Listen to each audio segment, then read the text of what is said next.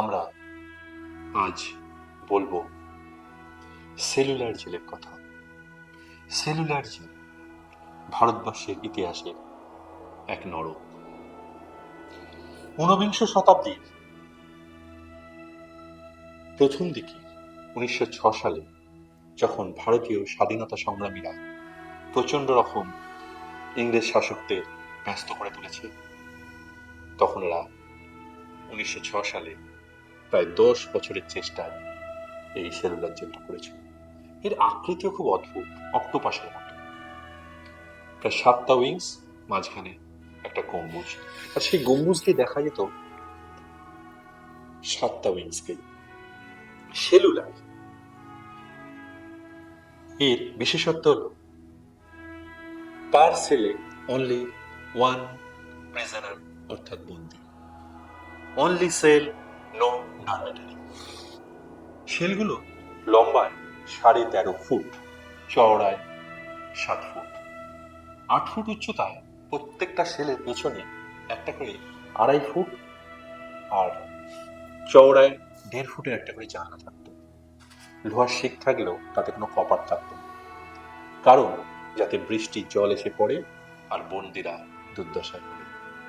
আসতো ওই জানলাগুলো দিয়ে ধুলো আর ধোঁয়া।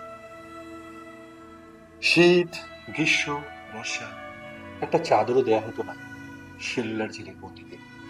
শুতে হতো মাটিতে। কোনো কক্ষেই ছিল না কোনো শৌচালয়।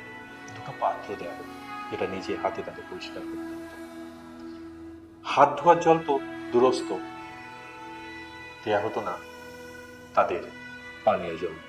বরাদ্দ ছিল 2 কাপ থেকে 3 কাপ, তার বেশি চাইলে বাপ বাপান্ত বলে গালাগালি করত ওখানকার রক্ষীরা। এ তো গেল সেলুলার জেলে কক্ষের বর্ণনা। এবার আসি সাভারকার, উল্লাসকর দত্তের আত্মজীবনীতে।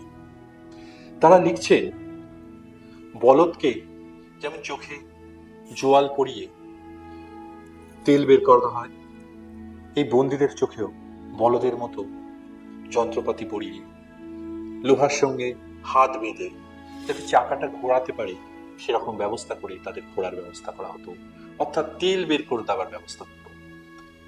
তারা আরো বলছে, আমাদের গ্রামের বলদগুলো 16 পাউন্ড তেল বার করতে পারত, আর তাদের লক্ষ্যমাত্রা কত স্থির হয়েছিল জানেন? 80 পাউন্ড, যদিও আরো 2জন করে বন্দী দিত। একটা ছোট্ট কক্ষে তাদের এই কাজ করতো, আর থামলে পরে চলতো নেত্রাঘাত। তাদের একটা ছোট্ট, যাকে বলা হয় কৌপিন বা ল্যাঙ্গট টাইপের পোশাক দেওয়া হতো। উপহাস করে তারা লিখেছেন, আমাদের যেন মনে হতো এই যেন দ্রৌপদীর বস্ত্র হরণ। এরপর ছিল আরো আর একটা কাজ, তাকে বলা হতো রামবাস কোটা। রামবাস কোটাটা আরো ভয়ঙ্কর। প্রত্যেক বন্দীকে দেয়া হতো 20টা করে ছোবড়া। একটা কাঠের ওপর ছোবড়াগুলোকে একটা কাঠের হাতুড়ি দিয়ে মেরে নরম করতে হতো। তারপর সেই ছোবড়াগুলোকে জলে দেয়া হতো।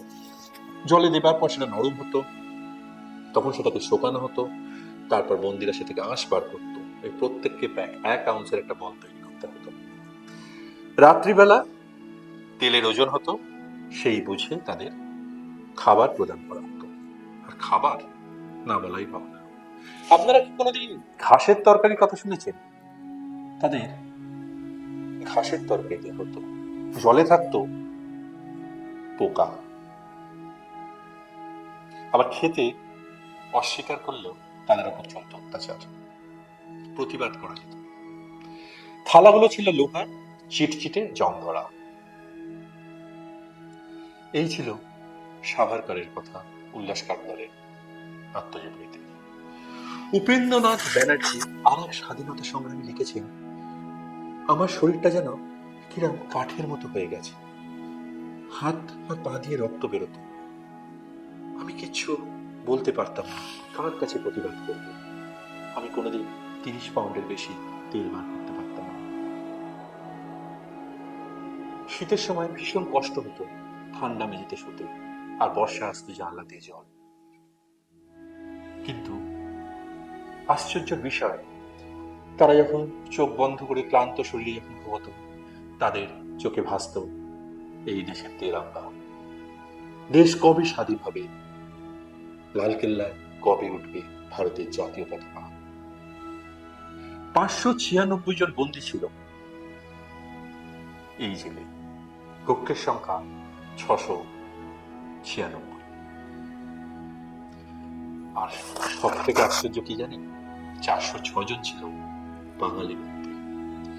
যে বাংলা আজ হারিয়ে যাচ্ছে বৃষ্টির অন্তরালে, সেই বাংলার 406 জন বন্দী তাদের জীবন, যৌবন, স্বপ্ন সমস্ত কিছু দিয়ে একটাই স্বপ্ন দেখত, তাদের দেশ মাতৃকা ভারতবর্ষের স্বাধীনতা।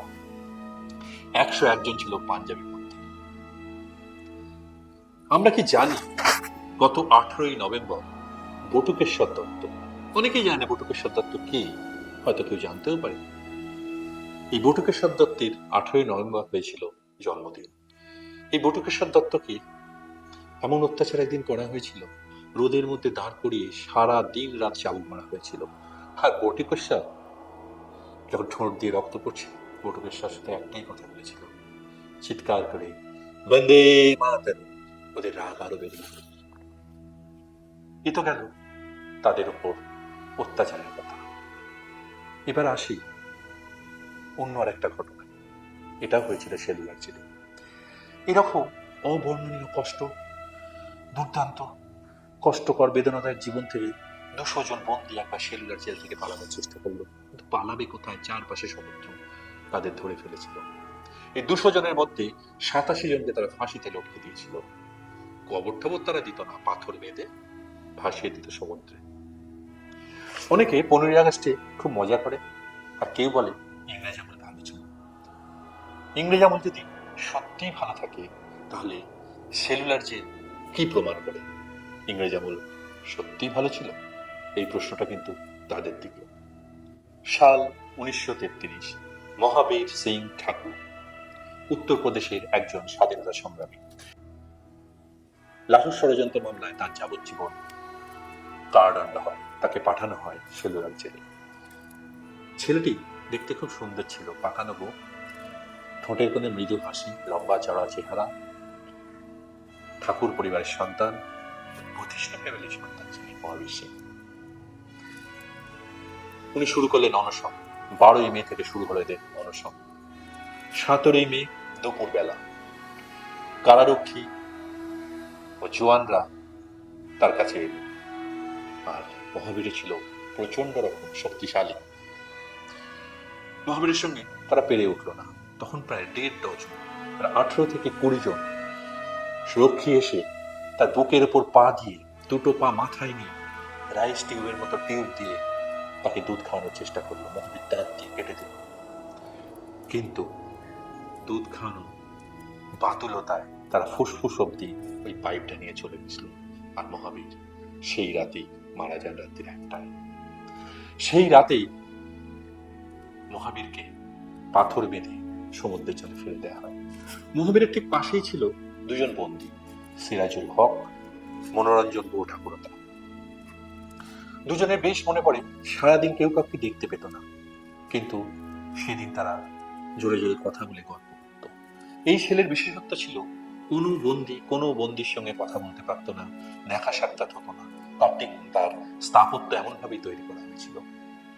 আশ্চর্যের বিষয়, সাভারকার যখন জেলে ছিলেন, তার ভাইও জেলে ছিলেন। 2 বছর বাদে সাভারকার জানতে পারে তার ভাই সিং জেলে আছে। ওদের আনন্দের দিন ছিল একটাই, 45 দিন অন্তর কক্ষ পরিবর্তন করা হতো। তখন একজন বিপ্লব আর একজন বিপ্লবীর সঙ্গে কিছুটা কথা বলতে পারত, দেশের কথা, ভারতবর্ষের কথা, তেরঙ্গার কথা, স্বাধীনতার কথা। যে স্বাধীনতা, যে স্বপ্ন, যে লড়াই, এতগুলো প্রাণ বলিদান দিয়েছিল, আজ ভারতবর্ষ দুর্নীতিতে পৃথিবীর প্রথম 180টা দেশের মধ্যে 93তম স্থানে দাঁড়িয়েছে। আজ আমরা যাদের নিয়ে ব্যস্ত হয়ে উঠি, আমরা বিস্মৃত হয়ে উঠেছি তাদের কথা। আমরা দুটো দিন ভীষণ মনে রাখি, 26শে জানুয়ারি, 15ই আগস্ট। কিন্তু আমরা ভুলে গেছি উল্লাসকর দত্ত, মোহিতলাল মৈত্র, বটুকেশ্বর দত্ত, সাভারকার, এরকম অজস্র নাম। হয়তো সেলুলার জেলের মার্বেলে তাদের নামটা আছে। আজ তাদের উদ্দেশ্যে এই একটাই কথা বলতে পারি, এনেছিলে সাথে করে মৃত্যুহীন প্রাণ, মরণে তুমি তাহা করে গেলেই দান। আর বলতে পারি, তোমাদের স্বপ্ন সফল হয়েছে কিনা জানি না, কিন্তু তোমরা যা করেছ, তোমাদের লড়াই ভারতবর্ষের সেলুলার জেল যার সাক্ষী, তোমাকে মনে রাখবে আগামী প্রজন্ম। আমাদের সকলের প্রচেষ্টা হোক না সেই মানুষগুলোকে বারবার মনে করা। তারা তো মানুষ নয়, তারা তো মহামানব, অমৃতের সন্তান। শেষ করছি একটা কথা বলে, বন্দে মাতরম, জয় হিন্দ।